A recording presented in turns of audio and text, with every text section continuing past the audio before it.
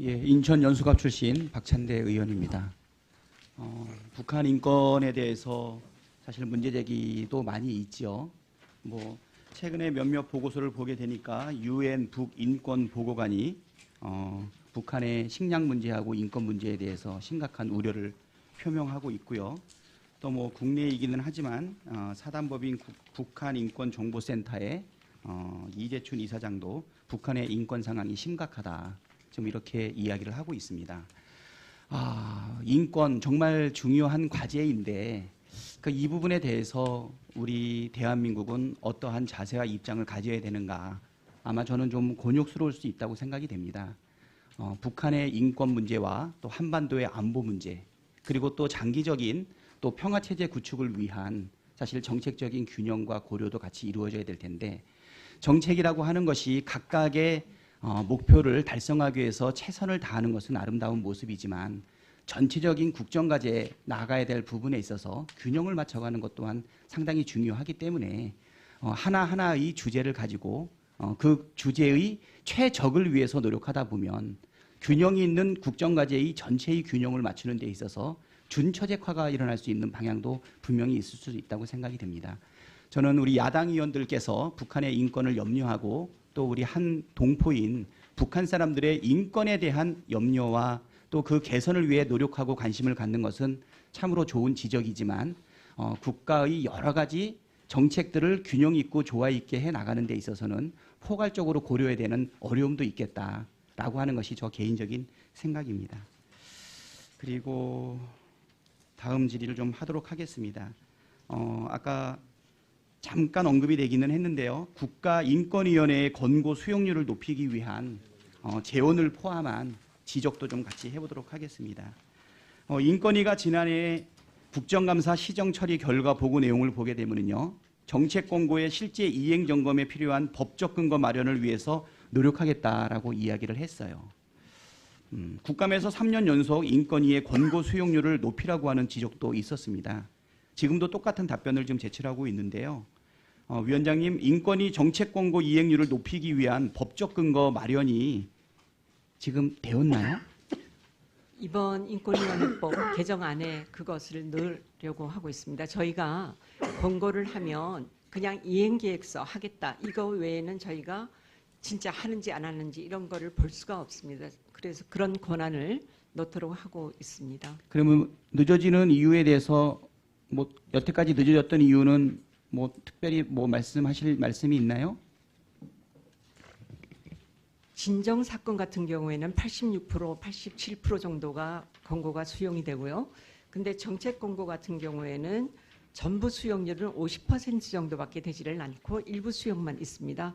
근데 문제는 이것을 하지 않고 있을 때 다시 견인해낼 수 있거나 모니터링할 수 있는 장치가 없다라는 겁니다. 그래서 이번에 그것을 만들고 국가에서 부처 그 평가에도 꼭 반영이 될 수 있도록 그렇게 해보려고 합니다. 예. 네.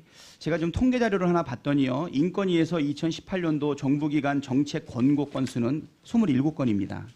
이 중에서 수용이 10건이고 일부 수용이 2건, 불수용이 1건 이렇게 됐거든요. 근데 요거 다 더하면 27건이 안 돼요. 왜 그렇죠? 이게 검토 중인 건이 지금 14건이 있는 거거든요. 네네. 그런데 수용률을 몇 프로라고 계산을 하셨냐면 92.3%라고 말씀을 하셨어요. 네. 그러니까 결국은 우리 인권위가 권고를 한 것은 27건인데 이 중에서 검토 중이라고 하는 14건은 분모에서 뺀 겁니다. 그러다 보니까 92.3%라고 나오게 되는데요. 실질적으로 수용을 검토한다라고 하는 14건을 넣게 되면 실질적으로는 44%밖에 안 되는 것이거든요.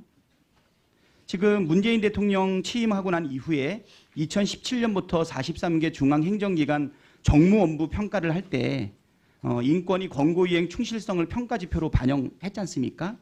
그러다 보니까 아마 이 검토 중이라고 하는 것은 실질적으로 시간을 끌다가 수용하지 못할 가능성이 있음에도 불구하고 어쩌면 이 평가의 페널티를 피하기 위한 나름대로의 좀 꼼수 아닌가 이런 생각이 드는데 어떻게 생각하세요?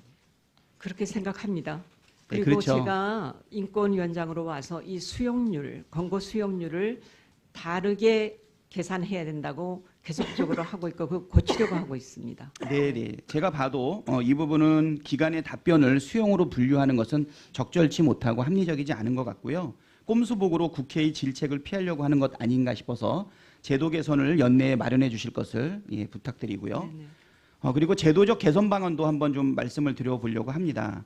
지금 이것을 할 수 있는 방법이 지금까지는 권고 사후 관리 강화 및 불수용 이유를 언론 등에다가 이렇게 공개하거나 보도자료로 공개하는 것 말고는 사실은 수단이 없었어요. 네, 그렇습니다. 예, 그래서 이 사례들에 대한 검토나 이해관계 부처들에 대한 협의 조정 이런 것도 요청을 해야 되는데 요 수용료를 인상하기 위해서 제가 하나 제안하고 싶은 것은 네. 여성가족부에서 성별 영향 평가 네네. 시스템 운영하고 있는 것 아시나요? 네네, 압니다. 예, 아까도 뭐 존경하는 몇몇 의원님들께서 얘기하셨지만 우리나라 남성들의 성 감수성이라든가 또는 또 내가 갑질을 하는 것이라든가 이런 부분에 있어서 정말 인식하지 못하고 저지르는 부분들이 많이 있어요.